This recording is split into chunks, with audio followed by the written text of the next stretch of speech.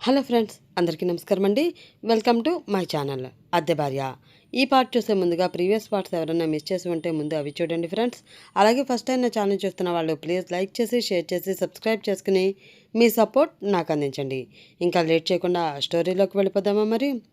నేను వద్దు అని నాతో ఎప్పుడో బంధాలు తెంచుకున్నారు కదా మమ్మీ. ఇంకా మీ ఫ్యామిలీతో కలిసి పార్టీలకి, ఫంక్షన్లకి నన్ను ఎలా రమ్మంటారు? సూటిగా ఆమెను చూస్తూ ప్రశ్నించాడు ఆకాష్. ఏంట్రా అలా అంటావు? మీ ఫ్యామిలీ, మా ఫ్యామిలీ అంటూ విడదీస్తావేంటి? ఏదో కోపంలో ఒక మాట అంటే అదే పట్టుకొచ్చుంటావా? నోటి మాటతో తెగిపోయే బంధాలు కాదురా మనవి. అయినా ఆ మాట అన్నది మీ నాన్నగారు. నీకేమైనా గొడవ ఉంటే ఆయనతో చూసుకో, కానీ నాతో కాదు. నువ్వు రేపొద్దున పార్టీకి వస్తున్నావు, నేను చెప్పినట్లు వింటున్నావు. అక్కడ మీ నాన్నగారు ఏది చేయమంటే అది చేస్తున్నావు అంతే, లేదంటే నా మీద ఒట్టే అంటూ అతని చెయ్యి తీసుకుని ఆమె నెత్తి మీద పెట్టుకుంది అనురాధ. దాంతో వెంటనే తన చేతిని వెనక్కి తీసుకుని, ఏంటి మమ్మీ నువ్వు చేసేది? నీకేమైనా పిచ్చి పట్టిందా? ఇష్టం లేని చోటికి వస్తే ఇష్టం లేని పనులు చేస్తూ నేను ఉండలేను మమ్మీ. మళ్ళీ అక్కడ ఏదైనా గొడవ జరిగితే మీ శ్రీవారు నీ మీద పడతారు, ఆలోచించుకో అంటూ వార్నింగ్ ఇస్తున్నట్లు చెప్పాడు ఆకాష్. అదంతా నేను చూసుకుంటాను, నువ్వు ముందైతే రా ఆకాష్. అక్కడ ఏమీ మాట్లాడకుండా మీ నాన్నగారు చెప్పినట్లు ఒక్క అరగంట సేపు కామ్గా కూర్చో. అది కూడా ఈ అమ్మ మొహం చూసిరా, మిగతాదంతా తర్వాత మాట్లాడుకుందాం అంది అనురాధ. దీనంగా పెట్టిన ఆమె మొహం చూస్తూ కాదు అనలేక, సరే నీకోసం వస్తాను, ఆ అరగంట మాట్లాడకుండా ఉంటాను. అదే అదునుగా తీసుకుని మీరేదైనా నా విషయంలో అనవసరమైన నిర్ణయాలు తీసుకున్నారు అంటే మాత్రం నేను అస్సలు సహించను అంటూ చెప్పి అక్కడి నుంచి కోపంగా బయటికి వెళ్ళిపోతూ ఉన్నాడు ఆకాష్. అది చూసి అమ్మయ్య, ప్రస్తుతానికైతే ఈ గండం గట్టెక్కింది. వీడు ఆ అరగంట కామ్గా ఉంటే చాలు, ఆ తర్వాత జరిగేదంతా వీరు చూసుకుంటాడు అని మనసులో అనుకుని రిలాక్స్డ్గా ఫీల్ అయ్యింది అనురాధ. కారు ఎక్కిన ఆకాష్ చిరాకు పడుతూ, అసలు మమ్మీకి ఏమైంది? ఎందుకు నాతో ఎలా మాట తీసుకుంది? వీళ్ళు నా వెనక నాకు తెలియకుండా ఏమైనా చేస్తున్నారా అని ఆలోచిస్తూ ఉన్న అతన్ని చూసి సార్ అంటూ చిన్నగా పిలిచాడు మధు. హా చెప్పు మధు, విసుగ్గా అన్నాడు ఆకాష్. ఫోన్ సార్ అంటూ అతనికి ఒక ఫోన్ ఇచ్చాడు మధు. ఆ ఫోన్ వైపు అయోమయంగా చూస్తూ, ఏంటి ఈ ఫోన్, ఎవరిది అంటూ అడిగాడు ఆకాష్. అదే సార్, దాత్రి మేడం ఫోన్ పోయిందని కొత్త ఫోన్ తీసుకురమ్మన్నారు కదా, తీసుకున్నాను, సిమ్ కూడా ఇన్స్టాల్ చేశాను అంటూ చెప్పాడు మధు. దాత్రి పేరు చెవిని వినిపించడంతో ఆకాష్ పెదవులపై చిన్న చిరునవ్వు వచ్చింది. దాంతో ఆ ఫోన్ వైపు అలా చూస్తూ ఉన్న అతనికి ఆ ఫోన్పై కనిపిస్తూ ఉన్న మెసేజ్లో దాత్రి డేంజర్ అన్న చిన్న లైన్ కనిపించింది. దాంతో ఏదో అనుమానం రావడంతో ఫోన్ ఓపెన్ చేసి ఆ మెసేజ్ చూసిన అతనికి ఒక్క క్షణం బ్రెయిన్ బ్లాక్ అయ్యింది. ఓ మై గాడ్, ఇప్పుడు దాత్రి ఏదో ప్రమాదంలో ఉందన్నమాట అని మనసులో అనుకోగానే ఎక్కడి లేని కంగారు వచ్చేయడంతో, మధు దాత్రి ఆఫీస్లో ఉందో లేదో కాల్ చేసి వెంటనే కనుక్కో ఆర్డర్ వేశాడు అతను. ఓకే సార్ అంటూ ఆఫీస్కి మధు కాల్ చేయగా అదే సమయంలో ఇంటికి కాల్ చేసి భాగ్యంతో మాట్లాడి దాత్రి ఇంటికి రాలేదు అని కన్ఫర్మ్ చేసుకున్నాడు ఆకాష్. లేదు సార్, మేడం ఇంకా ఆఫీస్కి వెళ్ళలేదు, ఆమె బయలుదేరి చాలాసేపు అయింది, అసలు ఈ పాటికి వెళ్ళిపోవాలి కదా అని మధు చెప్పడంతో, ఓకే ఇప్పుడు దాత్రి ఎక్కడుందో వెంటనే నాకు తెలియాలి, తనకేదో ప్రమాదం జరగబోతుంది, వెంటనే తనని మనం కాపాడుకోవాలి చెప్పాడు ఆకాష్. ఆ మాట విన్న మధుకి కూడా టెన్షన్గా అనిపించడంతో ఓకే సార్ అంటూ తన వాళ్ళని అలర్ట్ చేశాడు అతను. ఆనంద్ కోసం ఎదురు చూస్తూ అతని క్యాబిన్లో కూర్చుని ఉంది సహస్ర. అప్పుడే తన మీటింగ్ ఫినిష్ చేసుకుని ఆ క్యాబిన్లోకి వచ్చిన ఆనంద్ అక్కడ తన కోసం ఎదురు చూస్తూ ఉన్న సహస్రని చూసి చిన్నగా నవ్వుకున్నాడు. అతను రావడం చూసి అలర్ట్ అయిన ఆమె, సార్ నెక్స్ట్ మీరు లంచ్ కోసం రెస్టారెంట్కి వెళ్ళవలసి ఉంటుంది, అక్కడ మీకోసం ఆల్రెడీ వేరే కంపెనీ వాళ్ళు ఎదురు చూస్తూ ఉన్నారు అని ఆమె అతని షెడ్యూల్ చెప్తూ ఉండగా అతని ఫోన్ రింగ్ అయింది. దాంతో ఆ ఫోన్ తీసుకుని చూసిన అతని కళ్ళు అనుమానంతో చిన్నగా కాగా వెంటనే కాల్ లిఫ్ట్ చేశాడు. ఆనంద్, దాత్రి ప్రమాదంలో ఉంది, త్వరగా రా, లొకేషన్ షేర్ చేస్తున్నాను అని 2 ముక్కలు చెప్పి కాల్ కట్ చేసేశాడు ధర్మేంద్ర. ఆ మాట విన్న ఆనంద్, ధాత్రి, నీకెంత చెప్పినా నా మాట వినవు కదా, వద్దు అంటున్నా కూడా ప్రమాదానికి ఎదురు వెళ్ళడం నీకు బాగా అలవాటైపోయింది అని మనసులోనే ఆమెని తిట్టుకుంటూ, సహస్ర, ఈరోజు అన్ని మీటింగ్స్ క్యాన్సిల్ చేయి, నాకు రావడం కుదరదు, బయటికి వెళ్తున్నాను, అర్జెంట్ పని ఉంది అని చెప్పి కంగారుగా అక్కడ నుంచి ధాత్రికి ఏమైపోతుందో అని టెన్షన్ పడుతూ పరుగులాంటి నడకతో వెళ్ళిపోతున్నాడు ఆనంద్. దాంతో అయోమయంగా అతని వైపు చూస్తూ, ఇప్పుడు ఏం కొంపలు మునిగిపోయాయి అని ఈయన గారు అంత హడావిడి పడిపోతూ ఉన్నారు, ఎక్కడికి వెళుతున్నారో ఏంటో, ఈయన అంత కంగారు పడడానికి కారణం ఏంటో తెలుసుకుని తీరాలి అని మనసులో దృఢంగా అనుకుని అతని వెనకే ఫాలో అయ్యింది సహస్ర. హాస్పిటల్ రావడంతో బలవంతంగా ఆ వ్యాన్ నుండి ధాత్రిని కిందకి దించారు ఆ రౌడీలు. అదే అదునుగా భావించిన ధాత్రి తన చెయ్యి పట్టుకున్న ఒక రౌడీ చెయ్యి గట్టిగా కొరికేసింది.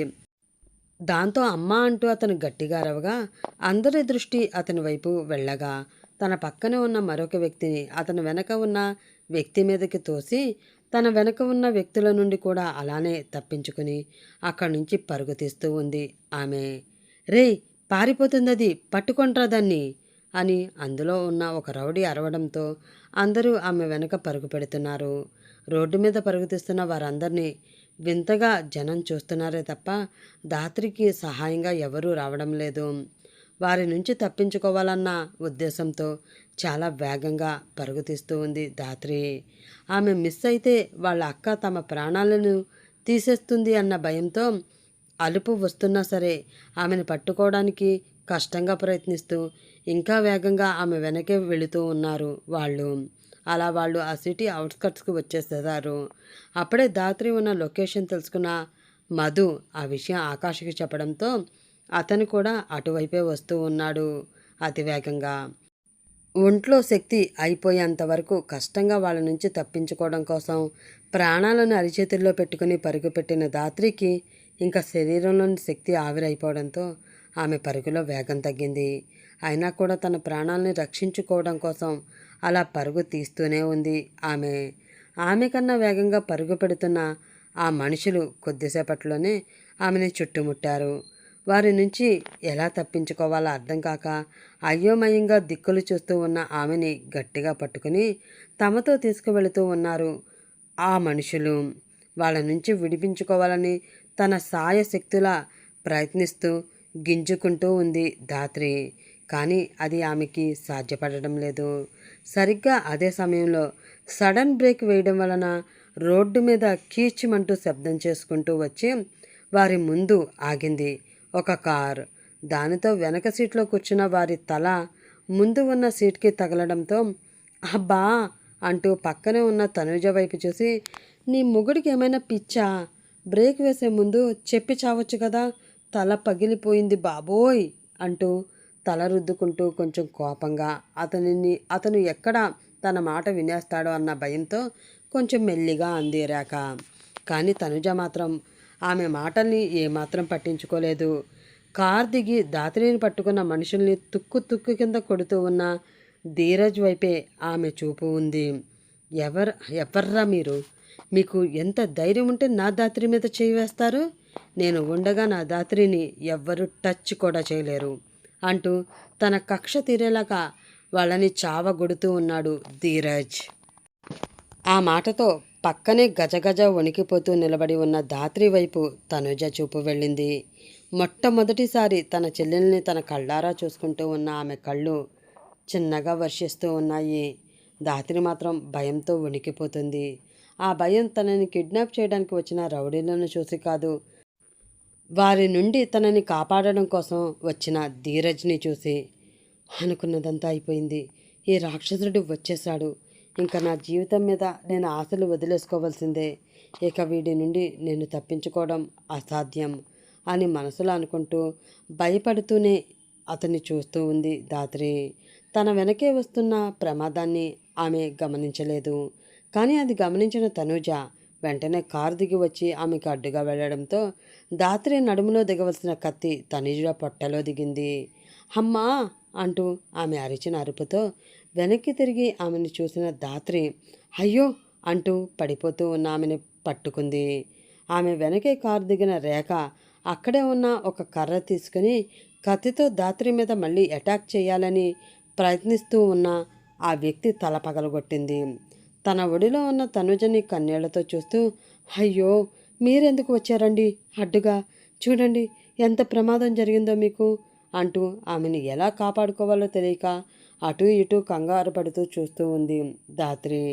ప్రేమగా ఆమె చెంపని తన చేతితో తడుముతూ, నాకు ఏమీ కాదు, నువ్వు ఇక్కడి నుంచి వెళ్ళిపో అంటూ కష్టంగా పలికింది తనుజ. అయ్యో మిమ్మల్ని ఈ పరిస్థితుల్లో వదిలేసి నేను ఎలా వెళ్తాను, ముందు హాస్పిటల్కి వెళదాం, లెగండి అంటూ ఆమెను పైకి లెగదీయడానికి ప్రయత్నిస్తూ ఉంది ధాత్రి. ఆ ప్రయత్నాన్ని ఆపుతూ, వద్దు, నా గురించి ఎక్కువగా ఆలోచించకు, నువ్వు ముందు ఇక్కడి నుంచి వెళ్ళిపో, వాడు నిన్ను చూశాడంటే నిన్ను విడిచిపెట్టడు, నా మాట విను అంది తనుజ. ఆమె అలా చెప్తున్నా కూడా తన మనసు అంగీకరించకపోవడంతో కన్నీళ్లతో ఆమెను అలా చూస్తూ ఏం చేయాలో అర్థం కాక మౌనంగా ఉండిపోయింది ధాత్రి. అక్క చెప్తుంది కదండి, ప్లీజ్ మీరు ఇక్కడి నుంచి వెళ్ళిపోండి, అక్క సంగతి నేను చూసుకుంటాను, వెళ్ళండి ప్లీజ్ బతిమలాడుతూ అంది రేఖ. ధీరజ్ తనని ఏం చేస్తాడా అన్న భయం ధాత్రికి కూడా ఉండడంతో తనూజని రేఖకు అప్పగించి ఇష్టం లేకపోయినా అక్కడి నుంచి వెళ్ళడానికి పరుగు తీసింది ఆమె. అప్పుడే అటుగా వస్తున్న ఒక కార్ ఆమె ముందే ఆగడంతో ఆ కారులో ఉన్న వ్యక్తిని చూసి కొంచెం రిలాక్స్డ్గా ఫీల్ అయ్యి వెంటనే ఆ కారు ఎక్కేసింది ధాత్రి. దాంతో వేగంగా ఆ కారు అక్కడి నుంచి వెళ్ళిపోతూ ఉంది. రౌడీలందరినీ కొట్టిన తర్వాత ధాత్రి గుర్తు రావడంతో వెనక్కి తిరిగి చూసిన ధీరజ్కి కారు ఎక్కి అక్కడి నుంచి వెళ్ళిపోతూ కనిపించింది ఆమె. దాంతో ధాత్రి అంటూ అరుస్తూ ఆ కారు వెనక పరుగు తీయబోయాడు అతను. అది గమనించి, బావా అక్క చచ్చిపోయేలాగా ఉంది, త్వరగా రా బావా అంటూ గట్టిగా అరిచింది రేఖ. ఆ మాటతో ధీరజ్ అడుగులు ఆగిపోగా ఒక్కసారి వెనక్కి తిరిగి చూశాడు. రక్తపు మడుగులో స్పృహ తప్పి పడి ఉన్న తనుజని చూస్తూ ఉంటే అతనికి చాలా అసహనంగా అనిపించింది. దాంతో చిరాగ్గా మొహం పెట్టి ఆమెని చేతుల్లోకి ఎత్తుకుని కారులో పడుకోబెట్టి అక్కడి నుంచి ఆ కారుని హాస్పిటల్ వైపు పోనిస్తూ ఉన్నాడు ధీరజ్. కానీ అతని మనసు మాత్రం ధాత్రి చుట్టూనే తిరుగుతూ ఉంది. కారు ఎక్కిన తర్వాత ప్రశాంతంగా ఊపిరి తీసుకున్న ధాత్రికి ఒక్కసారిగా మైకం వచ్చి చేరడంతో అలా సీట్లో వెనక్కి వారిపోయి కళ్ళు మూసుకుంది. అది చూసి కంగారు పడిన ఆనంద్, ధాత్రి ధాత్రి అంటూ ఆమె చెంపలపై కొడుతూ టెన్షన్గా పిలిచాడు.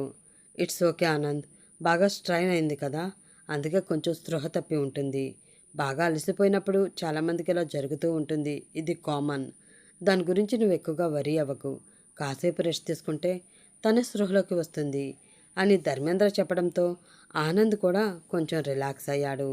అలా ఆమెని తమ సీక్రెట్ ప్లేస్కి తీసుకువెళ్ళి బెడ్రూమ్లో ఆమెను పడుకోబెట్టి గుండెల వరకు బ్లాంకెట్ కప్పి ఒకసారి ఆమె మొహాన్ని తదేకంగా చూస్తూ ఉన్న ఆనంద్కి ఆమె చెంపపై రక్తపు మరకలతో వేలి ముద్రలు అయి కనిపించాయి. అది చూసి అసలు ఎవరావిడ, ధాత్రి కోసం తన ప్రాణాలను సైతం లెక్క చేయలేదు అంటే తనకి ధాత్రికి ఏమైనా బంధం ఉందా అని ఆలోచిస్తూనే ఆ మరకలని తడి క్లాత్తో క్లీన్ చేసి బయటకు వచ్చిన ఆనంద్కి తననే సీరియస్గా చూస్తూ కనిపించాడు ఆకాష్. అతన్ని చూసిన ఆనంద్ కొంచెం కంగారు పడుతూ, అన్నయ్య నువ్వేంటి ఇక్కడ, నన్ను నన్ను కలవడానికి వచ్చావా, కాల్ చేస్తే నీ దగ్గరికి నేనే వచ్చేవాడిని కదా అంటూ కొంచెం తడబడుతూ అడిగాడు. నేను నీకోసం రాలేదు, నువ్వు కాపాడి ఇక్కడికి తీసుకువచ్చిన నా భార్యని ఇక్కడి నుంచి తీసుకువెళ్దామని వచ్చాను అంటూ గదిలోకి వెళుతూ ఉన్నాడు ఆకాష్. అది చూసి అన్నయ్య ఒక్క నిమిషం అంటూ అతనికి అడ్డుగా వెళ్ళి అతని ముందు నిలబడి, తను రెస్ట్ తీసుకుంటుంది, స్పృహలోకి వచ్చాక తీసుకువెళ్ళవచ్చు అంటూ చెప్పాడు ఆనంద్. దానితో అతని వైపు తిరిగి, అలాగే మిస్టర్ ఏసీపీ, మీరు చెప్పాక ఫాలో చేయకపోతే మా మీద కూడా నిఘా పెట్టి మమ్మల్ని కూడా భూస్థాపితం చేయడానికి ప్రయత్నిస్తారేమో, అలాగే మీరు చెప్పినట్లే తనకి స్పృహ వచ్చాకే ఇక్కడి నుంచి తీసుకువెళ్తాను కోపంగా పళ్ళు కొరుకుతూ అన్నాడు ఆకాష్. ఆ మాటతో అతనికి పూర్తి విషయం తెలిసిపోయింది అని అర్థమవడంతో తల వంచుకుని, ఐఎమ్ సారీ అన్నయ్య, ఈ విషయం నీకు ముందే చెప్దాము అనుకున్నాను, కానీ ఒక సీక్రెట్ ఆపరేషన్ ఉండడంతో చెప్పలేకపోయాను. నాకు చాలా ఇంపార్టెంట్ అన్నయ్య ఈ ఆపరేషన్. నా జాబ్ పరంగానే కాదు, నా జీవితంలో కూడా ఇది చాలా ఇంపార్టెంట్. నన్ను నమ్మిన నా ప్రాణ స్నేహితురాలి కోసం నాకు ప్రాణం పోసిన తండ్రికి వెదురు వెళుతున్నాను అని తెలుసు, కానీ తప్పడం లేదు అంటూ తల వంచుకుని చెప్పాడు ఆనంద్. ఆ మాటతో కోపంగా అతన్ని చూస్తూ, అసలు ఏం జరుగుతుంది ఆనంద్? మీ చుట్టూ ఈ గొడవలు గోలలు ఏంటి?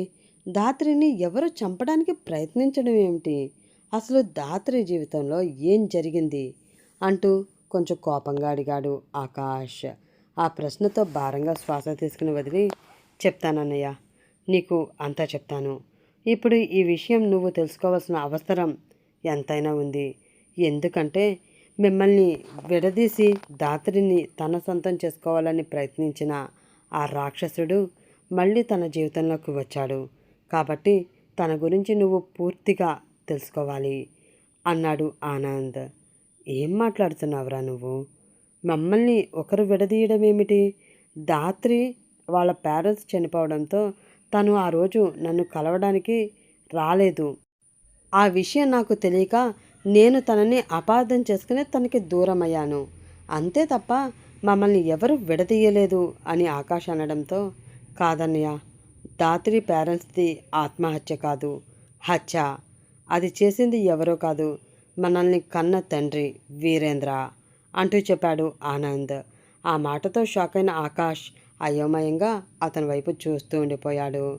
ప్రస్తుతం అతను ఉన్న మానసిక పరిస్థితిని బాగా అర్థం చేసుకున్న ఆనంద్, అసలు ఏం జరిగిందంటే, ధాత్రి ఎవరినో ప్రేమిస్తుంది అని తెలుసుకున్న ధీరజ్ యుఎస్ఏ నుండి ఇక్కడికి వచ్చాడు.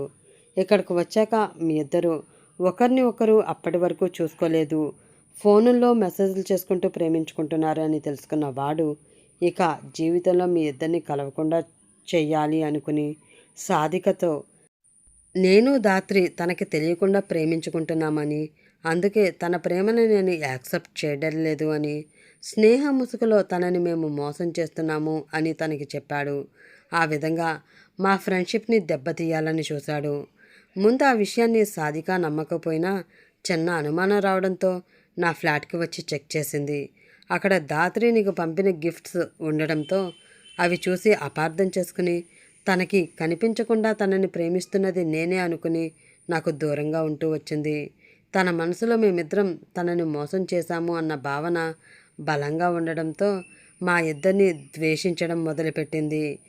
అదే సమయంలో మీ ఇద్దరూ మీట్ అవుతున్నారు అని తెలుసుకున్న ధీరజ్ నీకు యాక్సిడెంట్ చేయించి ధాత్రి ఫోన్ నుంచి నీకు మెసేజ్ పెట్టి ఎప్పటికీ మీరు కలుసుకోలేనంత అగాధాన్ని మీ మధ్య సృష్టించాడు. అదే సమయంలో ధాత్రి జీవితంతో మరొకరు ఆడుకుంటూ ఉన్నారు. ఆయనే మన తండ్రి వీరేంద్ర. ధాత్రికి డాడీకి సంబంధం ఏంటో తెలుసుకోవాలి అంటే ముందు ఆయన గతమేంటో నువ్వు తెలుసుకోవాలి అంటూ సూటిగా ఆకాష్ వైపు చూస్తూ, వీరేంద్ర, అతని అసలు పేరు సింహాచలం. ఒక మారుమూల పల్లెటూరులో ఉంటూ డిగ్రీ వరకు చదువుకున్న ఇతనికి అత్యాశ ఎక్కువ.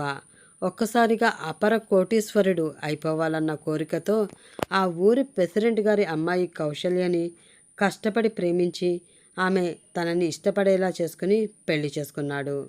ఒకతే కూతురు అవడంతో ఆమె ఆస్తి మొత్తం ఇతన్ని సొంతమైంది. దాంతో అక్కడ ఆస్తులన్నీ అమ్మించి ఆమెతో సహా సిటీకి వచ్చి ఇక్కడ కాపురం పెట్టాడు. కొన్ని రోజులు ప్రశాంతంగానే వారి జీవితం వెళ్ళిపోయింది. వారి ప్రేమకి గుర్తుగా ఒక కొడుకు కూడా పుట్టాడు. కూర్చుని తింటే కొండలైనా కరిగిపోతాయి అన్నట్లు ఆస్తులు అమ్మి తెచ్చిన డబ్బులన్నీ అయిపోవడంతో వారిద్దరి మధ్య చిన్నగా తగాదాలు మొదలయ్యాయి. తనకి ఉన్నంతలోనే మహారాణిలా పెరిగిన ఆమె ఒక పూట తినడానికి కూడా గతి లేని పరిస్థితికి రావడంతో దిగులు పెట్టేసుకుంది. తనకి లేకపోయినా పర్వాలేదు, తన కడుపున పుట్టిన కన్న కొడుక్కి కడుపు నిండా భోజనం పెట్టాలన్న ఉద్దేశంతో 4 ఇళ్లల్లో పాచి పని చేసుకుంటూ తన బిడ్డని పోషించుకుంటూ రోజులు గడుపుతూ ఉంది ఆమె. కానీ ఆ జీవితంతో ఎటువంటి సంతృప్తి లేని వీరేంద్ర ఒక ఆఫీస్లో చిన్న ఉద్యోగంలో చేరాడు. అక్కడ యజమాని కూతురైన అనురాధని ప్రేమించి పెళ్లి వరకు తీసుకువచ్చాడు. వారి పెళ్లికి అడ్డుగా ఉంది అని ఒక మంచి ముహూర్తం చూసుకుని కౌశల్యని అడ్డు తప్పించాడు. కానీ కన్న కొడుకు అవడం మూలానేమో ఆమె కొడుకుని మాత్రం ఏమీ చేయలేదు.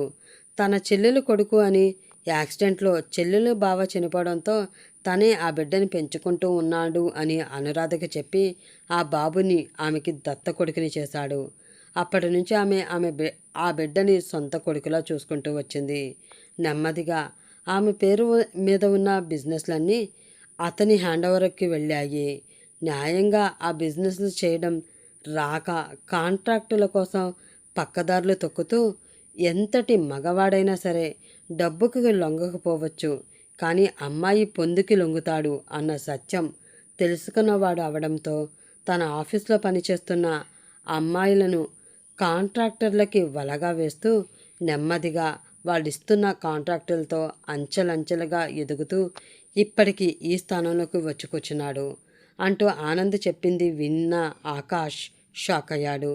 ఎన్నాళ్ళు అనాథని అనుకుంటున్న తను అతని కన్న కొడుకే అని, కన్న కొడుకుని అనాథ అని చెప్పిన కన్న తండ్రిని ఏమనాలో తెలియక అయోమయంగా ఉన్న అతని కళ్ళల్లో కన్నీటి పొర వచ్చి చేరింది. ఆ తర్వాత ఏం జరుగుతుంది తెలుసుకోవాలంటే నెక్స్ట్ పార్ట్ కోసం వెయిట్ చేస్తూ ఉండండి ఫ్రెండ్స్. అలాగే ఈ పార్ట్పై మీ విలువైన అభిప్రాయాన్ని కామెంట్ చేసి చెప్పండి.